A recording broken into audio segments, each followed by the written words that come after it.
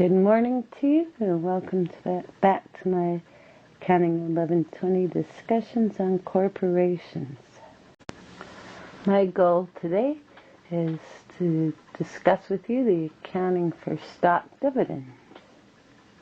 And there are two types of stock dividends that we'll end up looking about. First, large stock dividends. Large stock dividend is considered to be greater than 20 to 25% of the outstanding stock, and then small stock dividends. And the small stock dividend is one that is less than 20 to 25%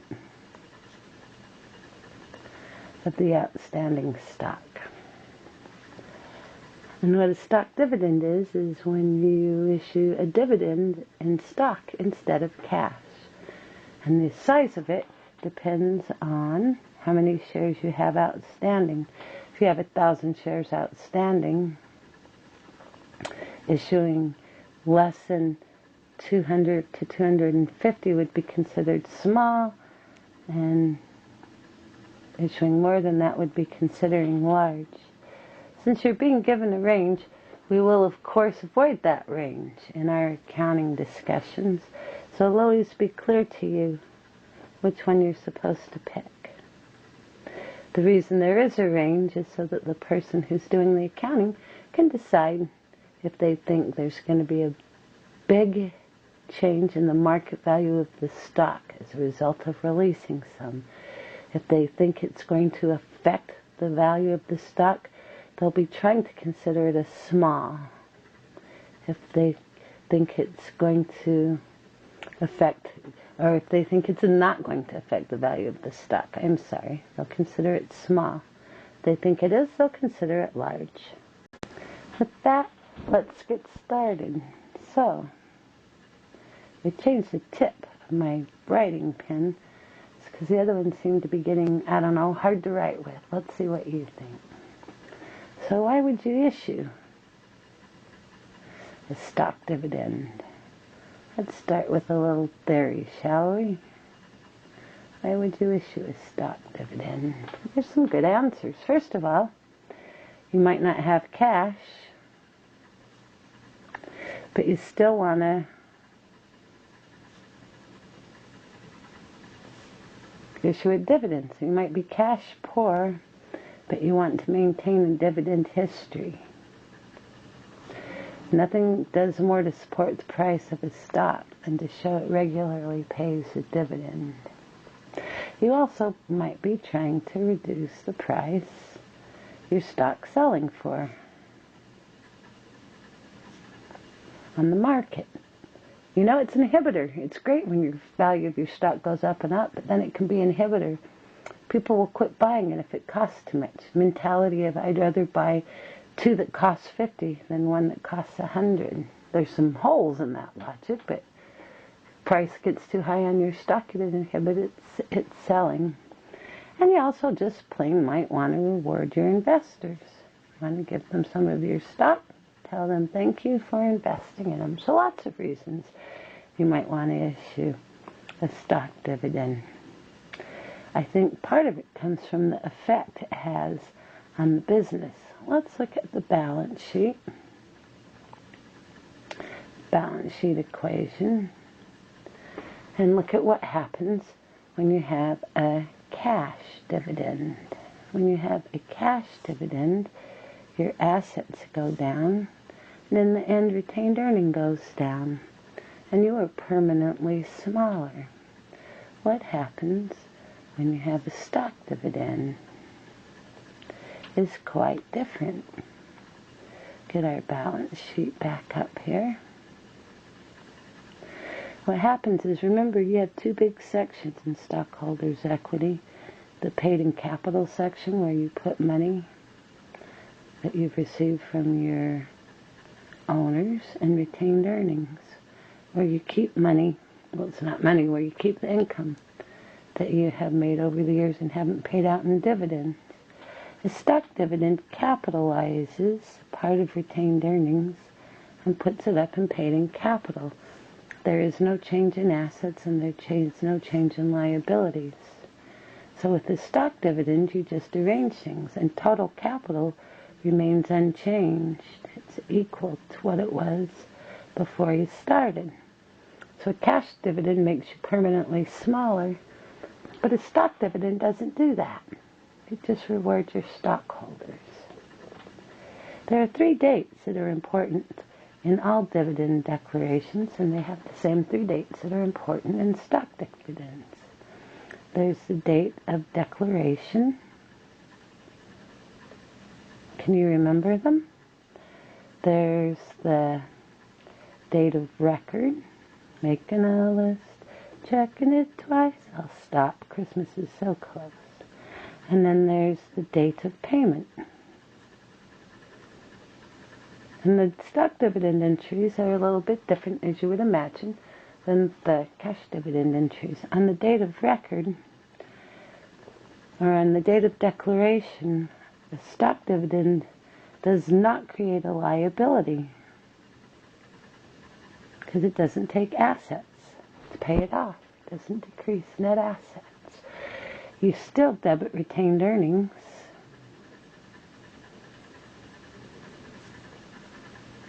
But you don't credit a dividends payable account.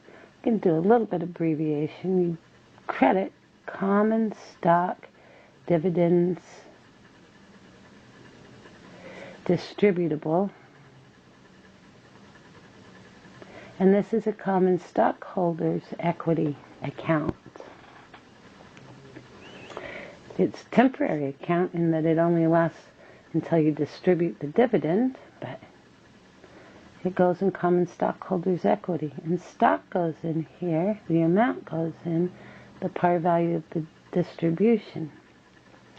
If it's a small dividend, you might have a paid in capital from in excess of par from common stock, but that's only if it's a small dividend. A large dividend won't have that. I point that out now, and I'll show you more about that later. So you may have that. On the date of record, you make the list, and that's it. There is no journal entry. You make a list of who's going to get it.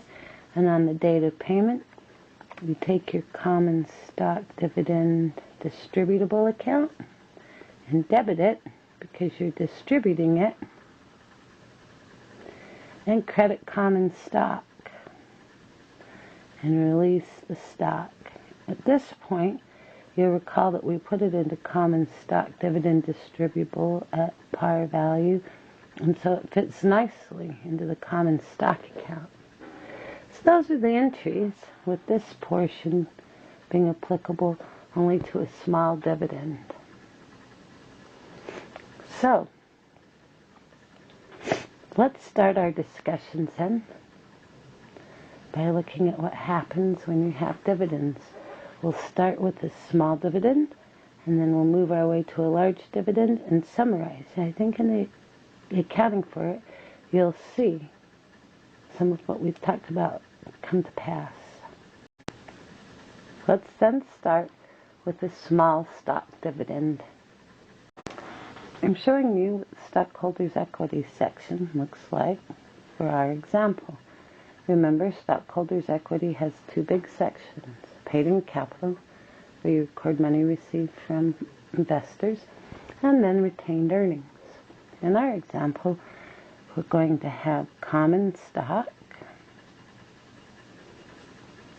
and the common stock is going to have a par value of $10 a share. And we're going to have some paid in capital in excess of par from common stock. Our common stock, let's say, has $10,000 in it. Our paid in capital in excess of par has $30,000 in it. So our total paid in capital section, stockholders' equity, is $40,000. Our retained earnings, let's just say it's $50,000. So our total stockholders' equity, for our example, is $90,000. That's where we start this example. And let's assume that we issue a 10% dividend.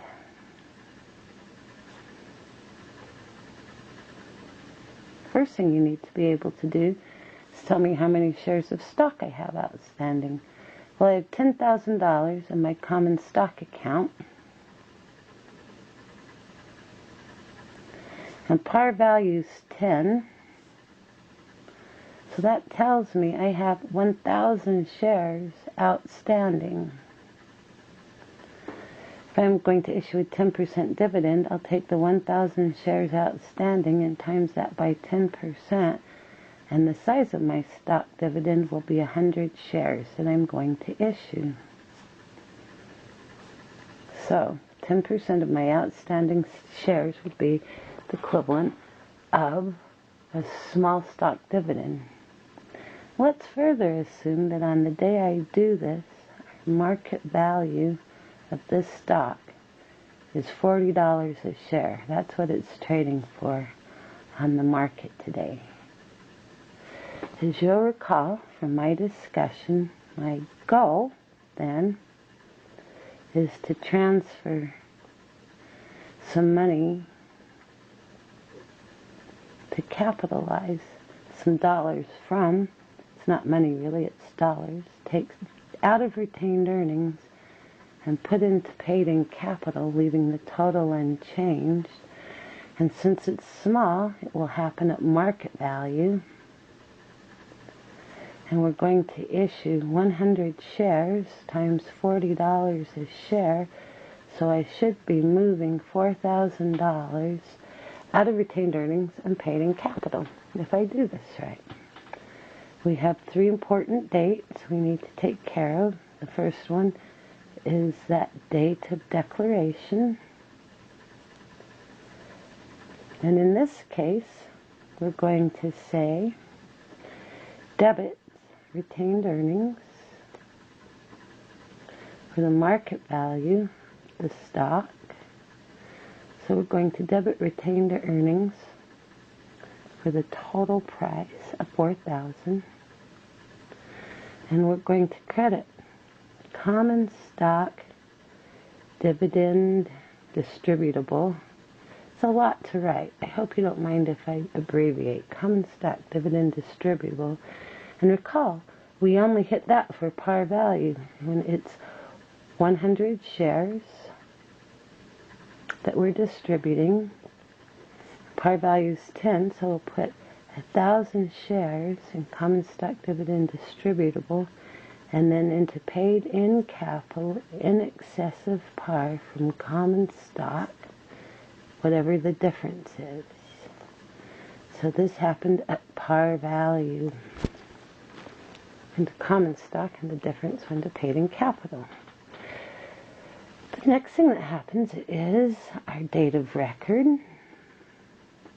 And on our date of record, all we do is make a list of who owns the stock on that day, and they're the ones that will get it. Usually there's about a 3-week span between date of declaration and date of record. Final entry is going to be date of issue. It's not really a date of payment. I'm going to go with date of issue in my description. And I'm going to take it out of common stock dividend distributable at the amount I put in, and I'm going to issue common stock. Remember, it's $10 par value, so this is all happening at par value. 100 shares, it'll be the $1,000, so I'm distributing this part of the dividend with this entry. And that shows you the 3 entries for a stock dividend. Now, I'd like to do a comparison of stockholders' equity section of the balance sheet before we issued this dividend and after. hold on, you don't need to sit and watch while I write all this. Let's take a quick look at before. I have the two sections of my balance sheet, paid in capital and the retained earnings for stockholders' equity. My common stock before, as shown above, was $10,000, paid in capital of $30, totaled $40. Retained earnings is $50, coming together to equal $90,000. Let's see what it looks like after. So after the dividend, my paid-in capital will have more common stock. It started at $10,000, and as a result of this entry, it went up by $1,000, so it will be at $11,000. Paid-in capital in excess of par started at $30,000. It went up $1,000 as a result of these entries. Or it went up $3,000. Let's get it right. It went up $3,000 as a result of these entries. So it'll be $33,000. So my total paid-in capital section will be $44,000. Retained earnings was $50, but it will have gone down $4, so it will be $46,000. And add the two together, and you'll see it's still $90,000. And the only thing that has happened is I have capitalized the market value of my stock and taken it up into the paid-in capital section of my balance sheet. That's a small stock dividend. Now it's time to look at a large stock dividend, and I think this will go faster.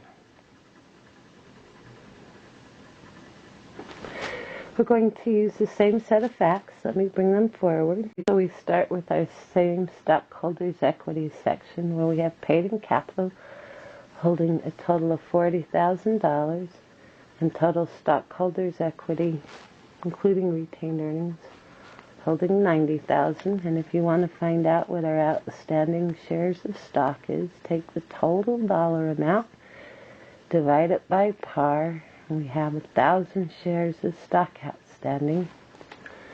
And let's say, in this example, we issue a 50% dividend. So 1,000 from above times 50% means we're going to issue 500 shares of stock under the marketplace. So we're going to increase by half the number of shares outstanding. It's going to have a definite effect on market value. This is going to drive market value down, and it's thought, because of this, that market value is no longer a good number to use to estimate what the value of the dividend is, because it's going to be affected too dramatically by increasing such a supply. So we're going to go with a different approach. Back to our balance sheet and have a look at what we're going to do. We have two sections under stockholders' equity, paid-in capital and retained earnings. And on a large stock dividend, we move out of retained earnings and to paid-in capital the par value of the stock. So in this case, 500 shares times $10 a share. So retained earnings should go down by $5,000, and the paid-in capital section should go up by $5,000, with the effect being no change to retained earnings. There are three important dates. Can you remember them? We have the date of declaration, where we will debit retained earnings, and we'll credit common stock dividend distributable, that temporary account. I'm abbreviating even more. And the amount will be at par value. We're issuing 500 shares And par value is 10. 500 times 10, 5,000. Common stock dividend distributable, 5,000. And there will never be a contributed capital in excess of par for a large dividend because we do it at par value. The date of record, we make the list. If it were me, I'd check it twice, and then date of issue. Get rid of the common stock dividend distributable that you set up, the owner's equity account. It's rather temporary, and issue the common stock. And remember, it's 500 shares we're issuing at par value, so $5,000. And that's how you would record a large stock dividend. Let's do a comparison of stockholders' equity before and after. Let me put you on hold. Here's the format. Paid in capital brought down from the top. We had common stock in the amount of $10,000 before anything happened. Paid in capital in the amount of 30. Total for paid in capital was 40. Retained earnings 50. Total being 90. If this went right, you should see par value being capitalized out of retained earnings and into paid in capital section. Common stock for 10,000 plus 5 will leave common stock at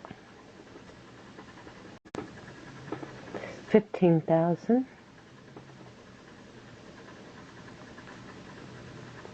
Paid in capital will remain unchanged at 30 since it's a large dividend, for a total being 45, the paid in capital section.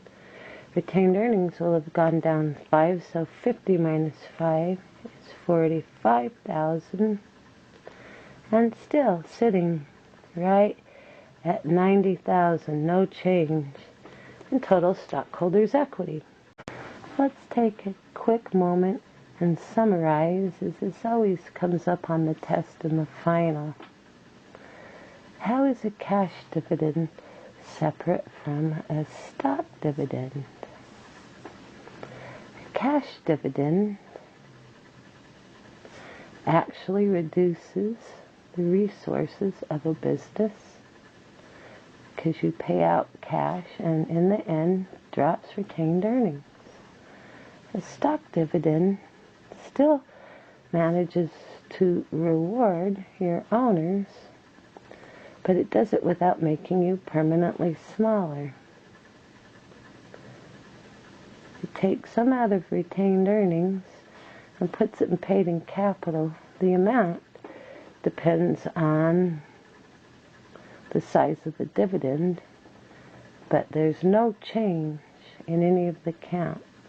No change in cash, liabilities, no change in stockholders' equity. A little bit longer pincast, sorry to take so long. Let's call it good, and thank you for joining me for this discussion on stock dividends.